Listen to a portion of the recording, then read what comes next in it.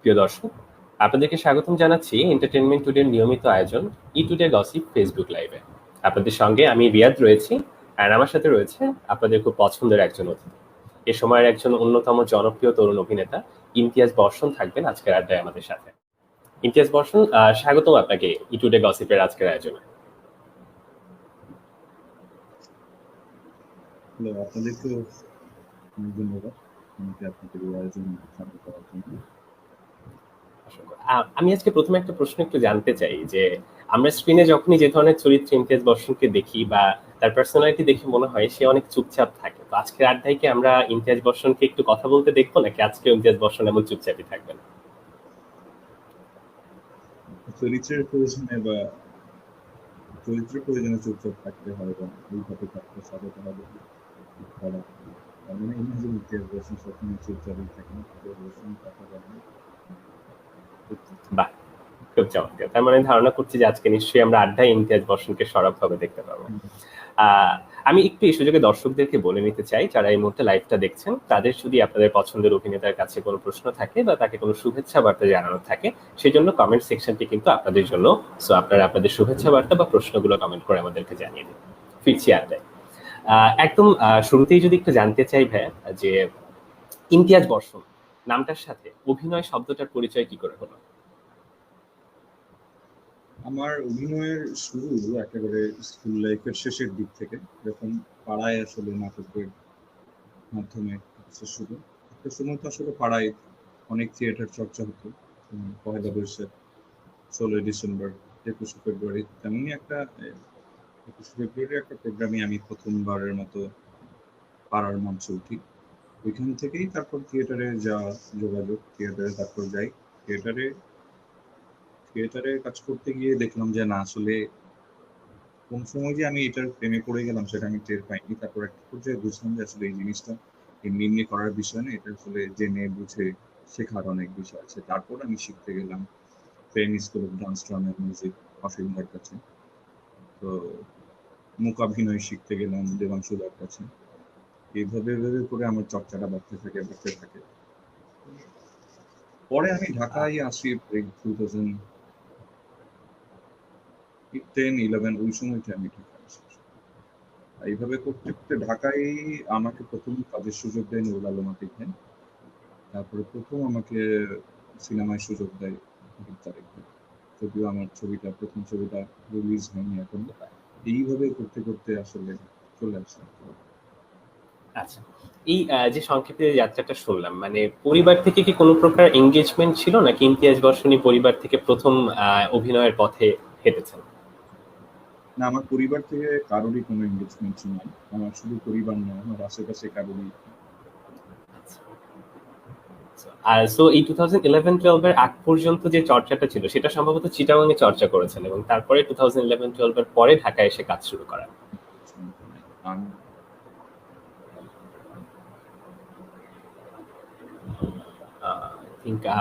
Screen, আচ্ছা ঠিক আছে, আমরা আবার পেয়েছি স্ক্রিনটা, ঠিক আছে। আচ্ছা, যদি প্রথম একটু জানতে চাই, মানে ঢাকায় আসার পর মঞ্চে যখন কাজ করেছেন, সেই ক্ষেত্রে প্রথম কাজ করা বা উল্লেখযোগ্য কাজ আপনার কাছে কোনটা মনে হয়েছে প্রথম নিজের কাজের ভিতরে? মঞ্চে জি। মঞ্চে আমি ঢাকায় কখনোই কাজ করিনি। আমি কাজ করতাম, আমার প্রথম দল হলো তির্যক নাট্যগোষ্ঠী। এরপরে আমি জয়েন করি থিয়েটার অ্যাভাগার্ডে। এর ফাঁকে আমি কাজ করতাম train school of dance, drama, মিউজিকে, অসীমদার ডিরেকশনে। তো ওখানে আমি বেশ কিছু কাজ করেছি তির্যকে, এবং অসীমদার ডিরেকশনে আসলে আমার অনেক কাজ করা হয়েছে। আমরা মলিয়ার করেছি, তারপরে গ্রিক ট্রিলজি করেছি, ইউরিপাসি রয়েছে কারণে শান্তিকামী, তারপরে আরো কিছু বিদেশি নাট্যকারের নাটক তখন দাদা মন্ত্রী ছিলেন, ওইগুলোতে কাজ করেছি। আর দলের কাজ করেছি, ওগুলো ছিল মৌলিক প্রযোজনা বেশিরভাগই। একটা ছিল কাফকার, ফ্রান্স কাফকার মেটামরফোসিস। আর বাকিগুলো দলেরই মৌলিক প্রযোজনা। Sorry, screen technology. আর ট্রেন স্কুল অফ ডান্স ড্রামাতে করেছি মলিয়ারেরই দুইটা, একটা হলো লা ম্যারিজ কোর্স আর জর্জ জ্যাম্বে, তারপরে ইউরিপাসি রয়েছে ফরেনার শান্তিকামী, এগুলো মনে করছে। সো চমৎকার সব গল্প এবং প্রযোজনায় কাজ করেছেন। এবার একটু জানতে চাই, প্রথম মুক্তি পাওয়া না সিনেমাটার গল্প আমি এখন আসবো, তার একটু জানতে চাই প্রথম মুক্তি পাওয়া সিনেমা 49 বাতাস, মাসুদ হাসান উজ্জ্বল ভাইয়ের সাথে কাজ করেছেন। যদি জানতে চাই মাসুদ হাসান উজ্জ্বল ভাইয়ের সাথে আসলে পরিচয়টা কিভাবে? ওদের সাথে পরিচয়টা অনেক ভালো ছিল। যখন তারেক ভাইয়ের আমি ছবি শেষ করি আলগা নাম্বার, ওই সময়টাতে উজ্জ্বল ভাই একটা সিনেমা বানানোর পরিকল্পনা করেছিল। তো তখনই তারেক ভাইয়ের মাধ্যমে আসলে উজ্জ্বল ভাইয়ের সাথে একটু যোগাযোগ হয়েছিল। তো সামহাও ওই সময় কাজটা উজ্জ্বল ভাই করতে পারেনি, ওই সময় আসলে যোগাযোগটা নষ্ট হয়। উনি যখন 2017-তে এসে আবার তার প্রথম 49 বাতাস বানানোর শুরু করলেন, তার আগ মুহূর্তে প্রি প্রোডাকশনের সময় আমাকে নক করেছিলেন, ফোন করেছিলেন, বলছে একটু যাতে আমার সাথে দেখা। তারপর ওর সব কাছে গেলাম, উনি অডিশন নিল, ওরা অডিশন নিতে নিতে একটা পর্যায়ে আমাকে সিলেক্ট করলাম, তারপরে 49 বাতাসের সাথে যুক্ত হলাম। খুব চমৎকার। আর 49 বাতাস মানেই তো আসলে পাগলামি, সো সিনেমাতে পাগলামি করেছেন অভিনয়ের ভেতর দিয়ে। সব মিলিয়ে যদি বলি যে উজ্জ্বল ভাইয়ের সাথে পাগলামি করার অভিজ্ঞতাটা আসলে কেমন, বা আমি যদি একটু আলাদা করে উজ্জ্বল ভাইকে এক্সপ্লেইন করতে বলি কাজ করার অভিজ্ঞতা থেকে, কিভাবে এক্সপ্লেইন করবেন? উজ্জ্বল ভাইয়ের সবচেয়ে শক্তিশালী দিক হলো ওনার কন্টেন্ট এবং ওনার ডায়লগ। উনি অসাধারণ সুন্দর সুন্দর সব ডায়লগ লেখেন, এবং ওনার কন্টেন্ট এবং ওনার স্টোরি টেলিং। এই সময়ের মানে আমি ওনার সাথে কাজ করতে পেরে আমার নিজেকে খুব সৌভাগ্যবান মনে হচ্ছে যে আমার প্রথম যাত্রাটা, আমার প্রথম রিলিজ হওয়া ছবির ডিরেক্টর মাসুদ হাসান উজ্জ্বল। তো এটা একটা মানে এক লাইনে বোঝায় বলার কথা না। আর ফিল্মের বন্ডিং খুব স্ট্রং একটা বন্ডিং, কারণ প্রি প্রোডাকশন পোস্ট প্রোডাকশন দীর্ঘ সময় ধরে আমরা একই সময়ে একইভাবে চলেছি, ফিরেছি, খেয়েছি। মাঝে মাঝে কিছু যে টুকটাক মান অভিমান হয়নি তাও না, কিন্তু তারপরও এমন একটা বন্ডিং, এটা মনে হয় যে এটা খুবই লং লাস্টিং। মানে এই যেখানেই থাকি, যেভাবেই থাকি, মানে 5 বছর পর যোগাযোগ হলে উজ্জ্বল ভাইয়ের সাথে আমি মনে হয় একই টোনেই কথা বলবো, বা উনিও আমার সাথে একই টোনেই কথা বলবেন। এই ফিল্মের বন্ডিংটা খুবই স্ট্রং। এটা যার সাথে হবে বা যাদের সাথে হবে তারা আসলে ঠিকঠাক ভালো বুঝবেন। একদম তাই। আর সিনেমা মানেই তো একটা দীর্ঘ সময়ের যাত্রা, যেভাবে বলছিলেন যে প্রি প্রোডাকশন থেকে শুরু করে পোস্ট প্রোডাকশন একটা দীর্ঘ যাত্রা। এবার একটু ওয়াহিদ তারেক ভাই যে সিনেমাটার কথা বলছিলেন আলগানগর, সো আব্দুল্লাহ মোহাম্মদ সাদের লেখা যেটা, সো সেই সিনেমাটার গল্পটা একটু শুনতে চাই, মানে সেখানে কাস্টিংটা কিভাবে, আর এখন পর্যন্ত রিলিজ সিনেমাটা না হওয়ার পিছনে কি কারণ কাজ করছে? এটা আসলে আমার পক্ষে বলা খুবই মুশকিল। তো তারেক ভাই জবাব দিতে পারবেন কেন সিনেমাটা এখনো পর্যন্ত রিলিজ হয়নি। সেই ছবিটার প্রেক্ষাপটটা, গল্পটা আসলে পুরোপুরি তো বলা যাবে না, এতটুকু বলা যায় এটা 90s এর একটা স্টোরি। চট্টগ্রাম শহর এবং তার আশেপাশের জায়গাগুলোকে মিলিয়ে 90s এর একটা গল্প উনি ভেবেছিলেন, এবং গল্পটা আসলে খুবই অসাধারণ। সাদের লেখা ছিল, স্ক্রিপ্টটা সাদের ছিল। সাদ সম্পর্কে তো এখন সবাই জানছে, তখন এত বেশি না জানলেও সাদ তো খুব খুব প্রেস্টিজিয়াস একটা জায়গায় নিয়ে গেছে, আপনারা সবাই জানেন। তার একটা ফিল্ম নিয়ে এসে কান ফেস্টিভ্যালের একেবারে মূল কম্পিটিশনে তার ছবি গেছে। এটা আমাদের দেশের জন্য অনেক গর্বের। সাদ এবং তার পুরো টিমকে আমার পক্ষ থেকে অনেক অনেক অভিনন্দন এবং শুভেচ্ছা। সে তার অগ্রযাত্রা আরো অনেক দূরে গিয়ে নিয়ে যাক, এটা ওর জন্য শুভকামনা।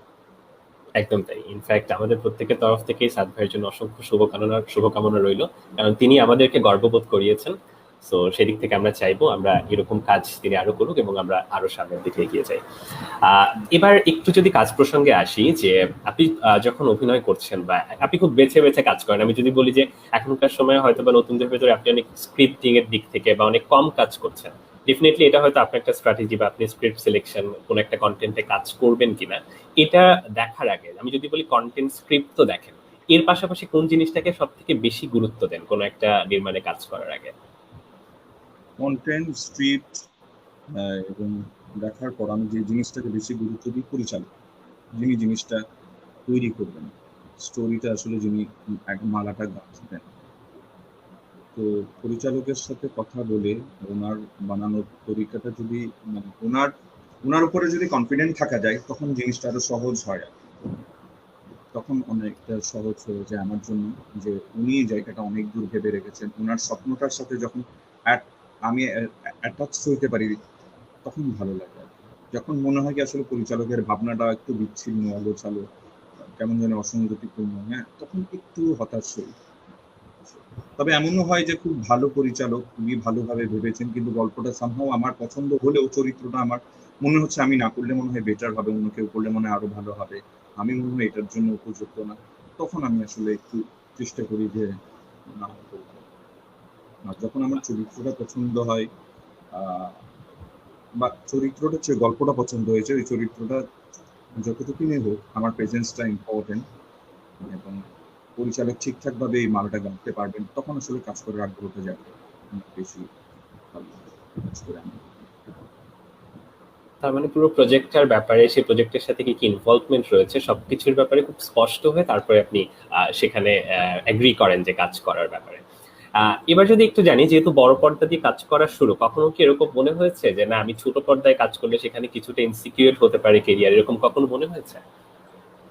যখন এই সময়টা আসলে কন্টেন্টের জন্য, কন্টেন্ট জি, কতটা ছিল, আপনি স্টোরিটা কত সুন্দরভাবে প্রেজেন্ট করেছেন, আপনার কন্টেন্ট এবং স্টাইল যখন প্রপার মার্চ হবে, তখন আসলে প্ল্যাটফর্ম মনে হয় কোনো ম্যাটার করে না, সেটা ওটিটি হোক, টেলিভিশন হোক, বা বড় পর্দা হোক। কন্টেন্ট এখন তো আসলে, একটা সময় ছিল টিভি টেলিভিশনটাকে ইরেস মিডিয়া বলা হতো, আজকে দেখিয়েছে, পরের থেকে দেখ আর কেউ জানছে না এটা কি ছিল। হ্যাঁ, কিন্তু এখন তো আসলে থেকে যায় সবকিছু, যেটা অনলাইনে রাইট। বলেন বা বিভিন্ন মাধ্যমে থেকে যাচ্ছে। তো আপনি টিভির কাজটাকেও আসলে খুব একটা ইগনোর করতে পারবেন না। তো ভালো স্ক্রিপ্ট হইলে, আহ, সেক্ষেত্রে আমার, আমি কখনো ইনসিকিউর ফিল করি না, করবো না। আহ, এবার যদি একটু বলি যে সাধারণত আমাদের ফিল্মের ভেতরে অনেকে বলেন যে ভালো সিনেমা, খারাপ সিনেমা, কিন্তু এছাড়াও একটা ফর্ম আসলে আমাদের জনরা রয়েছে যে আর্ট ফিল্ম আর হয়তো কমার্শিয়াল বেসিসে যে ফিল্মগুলো হয়। কখনো যদি সুযোগ আসে কমার্শিয়াল ফিল্মে কাজ করার, আপনি কি করতে চাইবেন, নাকি আপনি চান সবসময় আর্ট ফিল্মে নিজের অভিনয় দক্ষতাটাকে প্রকাশ করতে? আসলে সিনেমা তো, সিনেমার ক্ষেত্রে জনরা অবশ্যই আছে, আর্ট বলেন, কমার্স বলেন, আলাদাভাবে সারা বিশ্বেই এটাকে ভাগ করা হয়। সবখানেই আছে এই বিষয়টা। আমার যদি গল্প পছন্দ হয়, আমি অবশ্যই কমার্শিয়াল গল্প পছন্দ করি। গল্প, ক্যারেক্টার পছন্দ হলে আমি করবো। সেদিক থেকে আমার মধ্যে কোনো এরকম কোনো কমপ্লেক্স কাজ করে না, আমি করতে চাই। ওকে। সো প্রধান ব্যাপার হচ্ছে আপনার কাছে স্ক্রিপ্ট ঠিকঠাক থাকে, আপনার কাছে যদি মনে হয় সেখানে কাজ করে আপনি স্বাচ্ছন্দ্য বোধ করবেন আপনার কমার্শিয়াল ফিল্মে কাজ করতে কোনো অপরাধ নেই। এবার যদি একটু জানতে চাই, মানে আপনি যখন কেরিয়ার, যেহেতু অভিনয়কে ভালোবেসেছেন, অভিনয় করতে এসেছেন, মানে এরকম প্ল্যানিং কি আছে সবসময় পর্দার সামনে কাজ করবেন বা অভিনেতাই শুধু হবেন, কখনো অভিনয়ের পেছনে, দ্যাট মিনস নির্মাণে কখনো যাওয়ার কি কোনো সুদূর পরিকল্পনা আছে, বা এটা কি নিজের প্ল্যানিং এর ভিতরে আছে, নাকি অভিনয়ই নিজেকে শুধুমাত্র রাখতে চান? আমি কিন্তু মিডিয়াতে আমার যাত্রা শুরু হয়েছিল কিন্তু একজন সহকারী পরিচালক হিসেবে, পরিচালকের সহকারী আচ্ছা। হিসেবে আমি আমার মিডিয়াতে যাত্রাটা শুরু করেছিলাম। সেটা কিন্তু আমার পরিচালক হওয়ার জন্য, অভিনেতা হওয়ার জন্য। তো যেহেতু আচ্ছা। আমাকে কেউ চিনত না, পরিচালকের সহকারী হিসেবে কাজ করলে অনেকেই চিনত, বা কখনো যদি সুযোগ হয়, কাজ করার সুযোগ ঘটে যাবে, এইভাবেই আসলে আমার জার্নিটা শুরু হলো। তো আমি চাইলে আরো আগেই আসলে ডিরেকশন যেতে পারতাম, বা চাইলে আমি সুযোগটা বের করতে পারতাম, কিন্তু আমার কখনো ইচ্ছে ছিল না ডিরেকশন আছে, আমি আসলে অভিনেতাই হতে চেয়েছিলাম। খুব চমৎকার। আমি এই প্রসঙ্গ ধরে আপনার কাছে একটু জানতে চাই, যেহেতু আপনি এই পথটা ইতিমধ্যে পাড়ি দিয়ে ফেলেছেন, যেটা বলছিলেন যে আমাকে আসলে কেউ চিনতো না, বা আমি যে একটা লিঙ্ক বা একটা সূচনা দরকার হয়, ইনিশিয়েশন দরকার হয়, সেটার জন্য আসলে একটা পথ প্রয়োজন হয়। এখনকার সময় হয়তো আরো অনেক অভিনয় করছেন যারা হয়তো বা এরকম প্রকাশ্যে আসতে চাইছেন বা কাজ করতে চাইছেন। তো তাদের জন্য কি, মানে এই হয়তো বা ডিরেকশনে আসা বা মিডিয়াতে কোনো কিছু ইনভলভ না হয়ে, তাদের এখনকার সময় নিজেদেরকে এক্সপ্লোর করার জন্য সব থেকে সহজ পন্থা বা সব থেকে ইফেক্টিভ পন্থা কোনটা বলে মনে হয় আপনার কাছে? এখন তো অনেক ইনস্টিটিউট আছে, অনেক অনেক বিশ্ববিদ্যালয়ের কারিকুলামের মধ্যেও ফিল্ম মিডিয়া আছে। আজকে থেকে আসলে 12-13 বছর আগে ততটা ছিল না, জি। বা তখন তো আসলে পরিচালকের সহকারী হিসেবে কাজ শুরু করতে হতো, এখানে গুরু শিষ্যের একটা বিষয় ছিল। তো সেই দিকটা, সেই সেই প্রতিবন্ধকতা কিন্তু এখন আর নেই। এখন চাইলেও সহজেই আপনি কোনো একটা ইনস্টিটিউটে কোর্স করলেন, আপনি চাইলে, যদি কেউ আপনাকে কোনো সুযোগও না দেয়, আপনি নিজেই নিজের পয়সাতে খরচ করে একটা ছোট্ট একটা ফিল্ম বানিয়ে আপনি চাইলে আপনার মতো ইউটিউবে দিয়ে দিলেন। আপনি আপনাকে স্টোর করার এখন যথেষ্ট জায়গা আছে। আপনি এখন কথা হলো আপনি কতটা ঠিকঠাক ভাবে গল্পটা বাছাই করলেন, ঠিকঠাক ভাবে কতটা নিজেকে জানলেন, কতটা নিজে শিখলেন, সেটা আপনার কাজ দেখেই বোঝা যাবে। তো এখন এতটা হতাশ হওয়ার কিছু নেই। এখন অনেক সহজ, অনেক প্ল্যাটফর্ম আছে, চাইলে আসলে কাজ করার সুযোগটা অনেক বেশি প্রসারিত। এবার একটু প্ল্যাটফর্ম নিয়ে যেহেতু কথা হচ্ছে, একটু ওটিটির প্রসঙ্গে আসতে চাই। এখনকার সময়ে বিশেষ করে আমাদের ওটিটির কন্টেন্ট গুলো যদি দেখি, আমাদের মাঝে কিছুটা হতাশাজনক পরিস্থিতি থেকে আমাদের আশার আলো দেখাচ্ছে। চমৎকার সব কন্টেন্ট হচ্ছে, আমাদের দর্শকরা সেগুলো এনজয় করছে। সো সেদিক থেকে ওটিটিকে কিভাবে আসলে ডিফাইন করবেন, বা ওটিটি আসলে আপনাকে ঠিক কতটুকু টানে, বা প্ল্যাটফর্মটা আসলে কতটুকু যথাযথ বা যথাযথ এক্সপ্লোর করার জন্য বলে মনে হয়? ওটিটির যেইভাবে বাংলাদেশে এই মুহূর্তে ওটিটি প্ল্যাটফর্মের কাজগুলো আমরা দেখতে পাচ্ছি, আমি খুবই আশাবাদী। এবং যেহেতু কোভিড পরবর্তী বিশ্ব যে আসলে কি হবে আমরা এখন কিছু জানি না, জি, সো সেই জায়গায় ওটিটি প্ল্যাটফর্ম আমাদেরকে অনেক বেশি সুযোগ দিয়েছে অনেক ভালো কন্টেন্ট দেখার। একদম। এবং এবং ওটিটি প্ল্যাটফর্মের যেহেতু অনেক বাধা কম, অনেক সেন্সরি ইস্যু কম, চাইলে অনেক কিছু দেখানো যায়। আমি বলছি জি, না যে এখানে ভালগার বা এগুলো দেখিয়ে এগুলো দেখানোর যে মুখ্য তা না। অনেক ভালো ভালো কন্টেন্ট আমাদের সামনে আসছে, যেগুলো আসলে আগে সেন্সর ইস্যুর কারণে আসতো না, বা বিভিন্ন প্রতিবন্ধকতা ছিল, অনেক প্রেশারের কারণে আসতো না। তো সেই দিক থেকে ওটিটি প্ল্যাটফর্মের এই মুহূর্তে যেই কাজগুলো আমরা দেখতে পাচ্ছি বাংলাদেশের ক্ষেত্রে, আমি অনেক আশাবাদী। এবং এটা অনেক অভিনেতার জন্য অনেক অনেক দিক খুলে দিচ্ছে। আগে যেমন স্টার ভ্যালু ছাড়া কাস্ট হইতো না, তো পরিচালক, স্পন্সরেরা সবাই স্টারের উপর ডিপেন্ডেন্ট ছিল। সেই দিক থেকে ওটিটি প্ল্যাটফর্ম অনেক অভিনেতার জন্য অনেক সুযোগ করে দিচ্ছেন। এখন ডিরেক্টররা কাস্টিং এর ক্ষেত্রে অনেক চুজি হতে পারছেন, কোনো প্রেশার ছাড়াই অনেক ভালো পারফর্মাররা কাজ করতে পারছে। তো সেই সুযোগটা তো আসলে বেশ ভালোই। আমি তো এই কারণে ইদানিং দেখা যাচ্ছে অনেক ভালো ভালো অভিনেতা অভিনেত্রীকে আমরা চোখের সামনে দেখতে পাচ্ছি, যারা চোখের আড়ালে ছিল এতদিন। একদম একদম সত্যি কথা। এবং আসলেই তাই, মানে ওটিটি অভিনেতাদের জন্য, বা যারা আসলেই ভালো কাজ করেন, হয়তো অন্তরালে লুকিয়েছিলেন, প্রকাশের সুযোগ পাচ্ছিলেন না, ওটিটি তাদের সামনে সেই পথটা উন্মুক্ত করে দিয়েছে। এটা শুধুমাত্র আহ অভিনেতা অভিনেত্রীর ক্ষেত্রেও না, এটা ডিরেকশনের ক্ষেত্রেও অনেক অবশ্যই। ডিরেক্টর আছে, বা অনেক আহ, অনেক ছেলে মেয়েরা দেখেছি যারা আসলে টেলিভিশনে কাজ করতে চায় না, তারা আসলেই সিনেমার জন্য এই কাজটা করতে ইচ্ছুক, কিন্তু সিনেমা আর সেই কাজের ক্ষেত্রটা এখন ওটিটিতে আসার পর তাদের সুযোগটা আসলে আরো বেড়েছে। মানে যদি সে সিনেমা বানাতেও না পারে, একটা সিরিজ বানিয়ে হলোতে তার যাত্রাটা শুরু করতে পারছে। বা একদম। একটা শর্ট এক্ষেত্রে ফিল্ম, শর্ট ফিল্ম আছে, সিরিজ আছে, অনেক ধরনের কন্টেন্ট কিন্তু আছে। একদম মানে সেটা অনেকটাই ডিরেক্টর বা অভিনেতা অভিনেত্রী বলেন, সকলের জন্যই ওটিটি একটা বিশাল সুযোগ। একদম নিঃসন্দেহে তাই। ভাই, আমাদের কাছে একজন জানতে চাচ্ছেন, আপনি কিভাবে একটি চরিত্রের জন্য প্রিপারেশন নেন? সো ইমতিয়াজ বর্ষণ যখন কোনো একটা চরিত্রকে পায়, বা সে নিজেকে নির্ধারণ করে যে সেই প্রজেক্টে কাজ করবে, তখন সেই চরিত্রটার জন্য নিজেকে কিভাবে প্রিপেয়ার করেন? পরিচালক যখন একটা ব্রিফ দেন একটা গল্প নিয়ে, তখন তো অবশ্যই পরিচালকের ব্রিফটা শোনা হয়। তারপরে একটা তো আসলে স্ক্রিপ্ট আমাদেরকে দেওয়া হয়। তো সেই স্ক্রিপ্টের মধ্যে আসলে অনেক ইনফরমেশন থাকে, যে এই চরিত্রটা কিভাবে করবো না করবো। তো টেক্সটেরও তো নিচে আসলে একটা সাবটেক্সট থাকে, যেটা জি, আসলে দেখা জি। যায় না। হ্যাঁ, তো সেটা তখন বের করার চেষ্টা করা হয়, সেটা পরিচালকের সাথে ডিসকাস করে, বা আহ, নিজে নিজে ইমাজিন করে। তো পরিচালক, আমার আমার ইমাজিনেশন, ডিসকাশন, তারপরে কো আর্টিস্টদের সাথে কোঅপারেশন, সবকিছু মিলে একটা লাইন আপ কিন্তু আসলে মনে মনে ভিজুয়াল তৈরি হয়ে যায়। পরিচালক রাইট। কিভাবে সেটা পরে তার স্ক্রিনে আনবেন, সেটা সেটা পরিচালকই ভালো জানেন, কিন্তু মনে মনে আমিও একটা ভিজুয়াল দেখতে থাকি। সেটা মনে হয় সব অ্যাক্টরই দেখতে থাকেন। তো সেই ভিজুয়াল অনুযায়ী আমি আমার লাইন আপটা তৈরি করি। আমি এভাবে করলে মনে হয় এই ক্যারেক্টারটা মনে হয় এভাবে করলেই ভালো পারে, এভাবেই করে, এই কাজগুলো মনে হয় করে না। তো অনেকগুলো নাকে সামনে আনতে হয়, এটা করে না, এটা করে না, এটা করে না, এটা করে না। তো সব নাগুলোকে আনতে, মানে সব নাগুলোকে যখন বাদ দেওয়া হয় তখন কিছু হ্যাঁ তো পাওয়া যায়, এটা করে এটা করে এটা করে।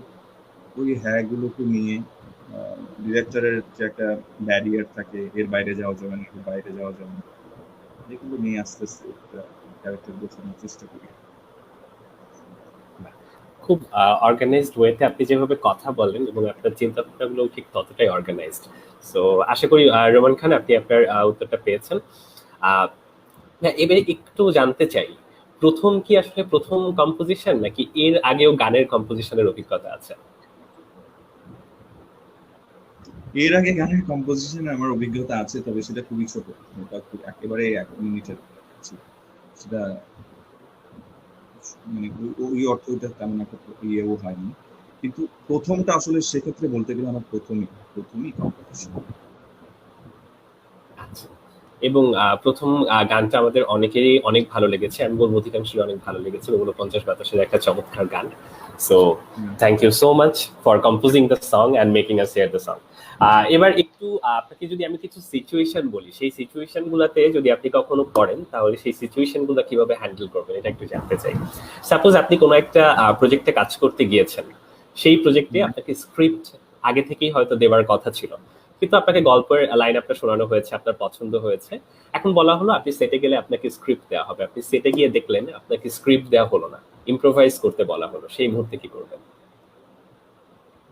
সেই ক্ষেত্রে আমি খুবই দুর্বল পারফর্মার, এটা আগে থেকেই স্বীকার করে নিলাম। আমাকে আসলে ওই ক্ষেত্রে মানে ক্যামেরা অন তারপর বলা শুরু করব, ওটা আমি পারবো না। আমাকে তার আগে রিহার্সাল করতে হবে। সো যেটাই যতটুকুনি করি সেটা ডিরেক্টরের সাথে ডিসকাস করে হয়তো অতটুকুনি রিহার্সাল করলাম, তারপর আমি শটে যাবো আর কি। আমি তো হড়বড় করেও, আমার কোয়ার্টিস্ট কি বলবে আমি জানি না, কোথায় আমাকে ছাড়বে আমি জানি না, আমি কোথায় তাকে ছাড়বো, মানে কোথায় গিয়ে যে শেষ হবে সেটা কি পরের সিনের সাথে লিঙ্ক হবে কিনা তাও জানি না, গল্পের গরু যে কোথায় গাছে উঠবে না পানিতে নামবে তাও যখন জানি না, তখন তো এটা আসলে অসুবিধাই হয়ে যায়। তো যতটুকুনি করি সেটা 1 মিনিটের হোক, 30 সেকেন্ডের হোক বা 2 মিনিটের হোক, আমরা রিহার্সাল করে নেব, একটা মিনিমাম প্রিপারেশন, তারপর দেন শটে যাব। কারণ সিচুয়েশন তো জানে ডিরেক্টর, তার সাথে ডিসকাস করে নেব, বডির সাথে আলাপ করে একটা কিছু তো তৈরি হবে তখন, তারপর আমরা শটে যাব। সেক্ষেত্রে হয়তো সময়টা বেশি লাগবে, কিন্তু তখন ওটা করা ছাড়া আসলে উপায় থাকবে না। একটা মিথস্ক্রিয়ার জায়গা তৈরি করে নিয়ে তারপর হয়তো আপনি কাজটা শুরু করবেন। এবার সেকেন্ড সিচুয়েশন যদি বলি, আপনি কোন একটা শুটিং এ গিয়েছেন কোন একটা পাহাড়ি এলাকায়, আপনি জানতেন না পরের দিন, মানে লকডাউন শব্দটা তো এখন আমরা খুব বেশি করে পরিচিত, কিন্তু সেখানে হয়তো লকডাউন বা শাটডাউন কিছু হবার কথা ছিল না। অনির্দিষ্টকালের জন্য রাতে ঘুমিয়েছেন, সকালে উঠে শুনলেন শাটডাউন হয়ে গিয়েছে, সেই মুহূর্তে নিজেকে কিভাবে কন্ট্রোল করবেন বা নিজেকে কিভাবে অ্যানালাইজ করবেন তখন? মানে লকডাউন বা শাটডাউন বা যে কোনো দুর্যোগ বলেন, এটা তো আসলে বলে কই আসে না, হয়ে যায়। জি, যখন খুব আনসার্টেন, কিন্তু সেটা তো আসলে মেনে নেওয়া ছাড়া কিছু করার নেই। মেনে নিব, যেহেতু পাহাড় সেহেতু সময়টা আমার খুব ভালোই কাটবে। আমার একটা দুশ্চিন্তা থাকবে, আমার বাসার সিচুয়েশনটা যদি আমি ওভার ফোন কনফার্ম করতে পারি ওকে, তাহলে আমার তেমন কোনো দুশ্চিন্তা থাকবে না। আমি খুব কুলই থাকবো, পাহাড়ে খুব ঠিকঠাকই থাকবো, সময়টা আমার ভালোই কাটবে। একদম লাস্ট সিচুয়েশন যদি বলি, একজন প্রযোজক একদিন সকালে আপনি একটা ফোন পেলেন, বাজেট নিয়ে আপনার কোনো সমস্যা নেই, আপনার শুটিং লোকেশন, স্টোরি সবকিছু আপনি সিলেক্ট করতে পারবেন, আপনাকে একটা সিনেমা তৈরি করতে হবে, কিন্তু সেই সিনেমায় আপনি অভিনয় করতে পারবেন না, আপনি কি সিনেমা তৈরি করবেন নাকি তৈরি করবেন না? আমি আসলে ডিরেকশনে যেতেই চাই না। আচ্ছা, তার মানে করতে পারে। আমি অলরেডি উত্তরটা পেয়ে গিয়েছি, তারপরে সিচুয়েশনটা যেহেতু ছিল আমি একটু জানতে চাইলাম। আপনাকে সব ধরনের স্বাধীনতা দেওয়া হয়েছে, শুধু বলা হলো আপনি নিজে অভিনয়টা করতে পারবেন না, আপনি তাহলে সেই প্রজেক্টে কাজ করবেন না। মানে যদি প্রযোজক যদি আমার খুবই কাছের হয়, আমি সুপারভাইজ করবো হয়তো, বা ওনাকে করার জন্য আমি সুপারভাইজটা করবো। মানে আমি হয়তো প্রপার লোকগুলোকে আমি হয়তো তার কাছে নিয়ে যাব, বা তাকে বলবো যে এরা ঠিকঠাক ভাবে কাজটা করতে পারবে, তুমি এদেরকে রাখো। কিন্তু আমি আসলে ডিরেকশনের ওই হ্যাপাটা নিতে চাই। আচ্ছা, ওকে। এবার যদি একটু জানতে চাই যে সাম্প্রতিক সময় ডেফিনেটলি কাজ করা হয়েছে, সামনে ঈদ আসছে, সো ঈদকে সামনে রেখে আসলে এবার কি কি কাজ করা হয়েছে? আমি কিছু কাজ করেছি, কিন্তু সেগুলো ঈদে যাবে কিনা আমি এখনো শিওর না। একটা ছিল মাহমুদ হাসান রানা, ওনার পরিচালনায়, লিখেছেন শফিকুর রহমান শান্তনু। বাবার ছেলে, এখানে আমার কোয়ার্টিস্ট ছিল ফজলুর রহমান বাবু ভাই এবং ফারিয়া শাহরির। আরেকটাতে কাজ করেছি নিকুল কুমার মন্ডল, আমাদের প্রিয় একজন অভিনেতা, সেই প্রথম ডিরেকশন দিয়েছে। এটা ছিল নুরুলের শেষ কবিতা। ওটাতে নাজিয়া হক, আশা, মাসুম বাসার, মিলি বাসার, হসিমিন, আনন্দ ভাই ওনারা ছিলেন। কিন্তু কাজটা কোথায় যাবে, কোন প্ল্যাটফর্মে যাবে আমি জানি না। মানে আমি শিওর না, হয়তো কোনো চ্যানেলে যেতে পারে, অথবা নামে যেতে পারে ঈদের পরে। সো আমরা অপেক্ষায় থাকলাম, নিশ্চয়ই কাজগুলা খুব শীঘ্রই প্রকাশিত হবে এবং আমরা সেগুলা দেখতে পাবো। এবার আমরা আমাদের একদম লাস্ট সেগমেন্টে চলে এসেছি ভাইয়া। একটা আমাদের স্থির প্রশ্ন তড়িৎ উত্তর একটা রাউন্ড থাকে, আপনি বললে আমরা সেই রাউন্ডটাতে একটু চলে যেতে চাই। শিওর।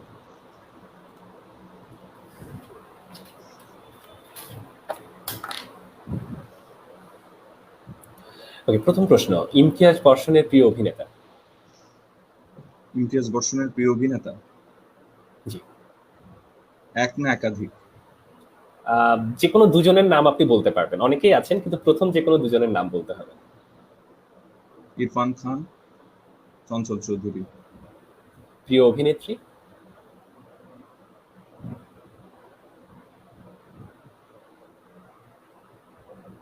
বাংলাদেশে? আপনি বলতে পারেন, মানে আপনার প্রিয় অভিনেত্রী বাংলাদেশে বা বাংলাদেশের বাইরে। জনসন। ওকে ড্রিউ ব্যারিমোর। ওকে, আমরা দুইজনের নাম পেয়ে গিয়েছি। এবার যদি বলি প্রিয় পরিচালক?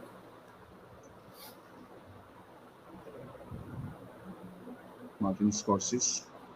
ওকে সত্যজিৎ রায়। ওকে, এবার যদি বলি পাহাড় নাকি সমুদ্র? পাহাড়। পাহাড়। আচ্ছা, অ্যামাজন প্রাইম নাকি নেটফ্লিক্স? অ্যামাজন। Amazon prime. নিজের কাছে নিজের দেওয়া সব থেকে বড় কমপ্লিমেন্ট? নিজের কাছে নিজেকে দেওয়া সবচেয়ে বড় কমপ্লিমেন্ট? জি।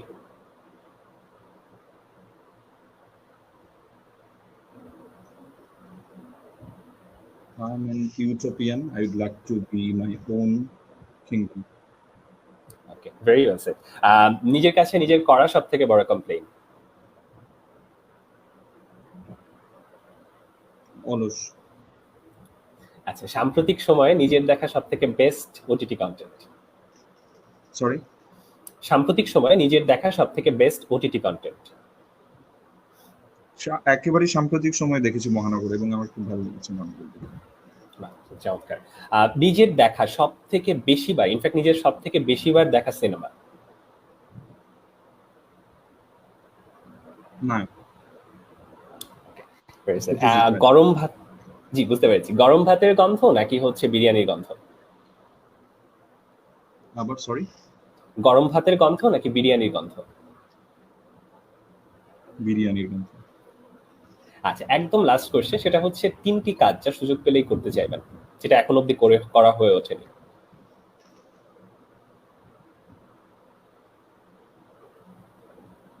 3টি কাজ যেটা সুযোগ পেলেই করব? জি। হ্যাঁ, একটা কাজ ঘুরে বেড়ানো। আচ্ছা।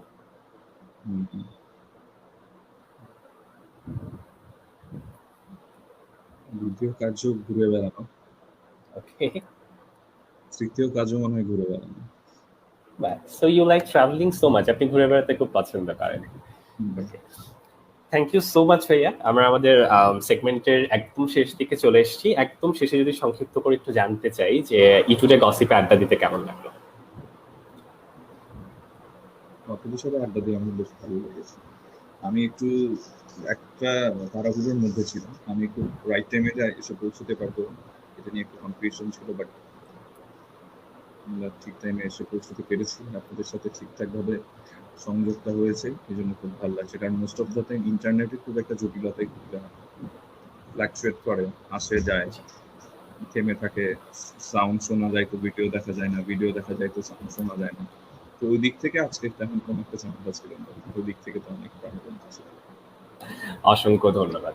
অ্যান্ড আপনাকে অসংখ্য ধন্যবাদ আমাদেরকে সময় দেওয়ার জন্য, এবং দর্শক এত সময় যারা আমাদের সাথে ছিলেন তাদের প্রতি অসংখ্য কৃতজ্ঞতা এবং ধন্যবাদ পুরোটা সময় আমাদের সাথে থাকবার জন্য। এভাবেই সাথে থাকুন। আর একদম লাইভের শেষে আমি আমার একটা ব্যক্তিগত অভিজ্ঞতা বা অনুভূতি শেয়ার করতে চাই। আপনি আমার এখনকার সময় সব থেকে পছন্দের অভিনেতা, অ্যান্ড আমি আপনার সাম্প্রতিক যে কাজটা আমার সব থেকে ভালো লেগেছে সেটা হচ্ছে নোভেলটির একটা অ্যাডভার্টাইজ আপনি কাজ করেছেন, এবং সেটাকে আমাকে আসলে সত্যিকার অর্থে অনেকটা নস্টালজিয়াতে ভুগিয়েছে। ওই যে আপনি যে প্যারালি যে জিনিসটা চলছিল, যে হয়তো বাবাও একসময় আমার জন্য এভাবে নিয়ে যেত, এন্ড আপনার ওই কাজটা আমাকে রিয়েলি সেটা ফিল করতে বাধ্য করেছে। সো অসংখ্য ধন্যবাদ। আমার মতো এরকম আরো অনেককে মন্ত্রমুগ্ধ করবার জন্য নিজের কাজ দিয়ে এভাবেই প্রত্যেককে মন্ত্রমুগ্ধ করতে থাকুন, ভালো ভালো কাজ উপহার দিতে থাকুন। আপনার জন্য অনেক অনেক শুভকামনা। এবং টিমকেও অনেক অনেক ধন্যবাদ এবং শুভেচ্ছা। আপনারা যেভাবে কাজ করছেন এভাবে আরো অনেক দূর এগিয়ে যান, কাজ করেন এবং মাঝে মাঝে আমাদের সাথে এভাবে আলাপ করেন।